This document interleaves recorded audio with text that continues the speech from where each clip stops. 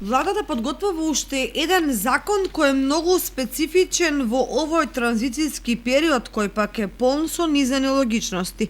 Се работи за данокот на имот кој ќе претрпи драстични измени, при што за 3 пати повисок данок на имот ќе се наплаќа за недвижнините кои собствениците не ги користат. Тоа би значило дека за втора или трета куќа, за вториот, третиот и сите останати станови, деловни простори и ниви што ги поседуваат граѓаните, но и државата ќе плаќа многу поголем данок отколку што го плаќаат за недвижнината што ја користат.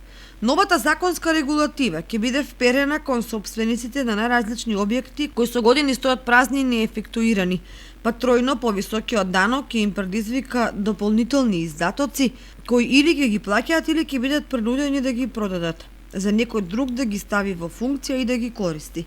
Може да се очекува овој закон да ја поттикне продажбата на оризни ниви, например во Кочанско, каде поради земјинување на младите во странство, над 25% од нив стојат необработени. Или истиот да го поттикне решението на проблемот со управната зграда на Атом, потоа на некогашен Југо Тутун и други.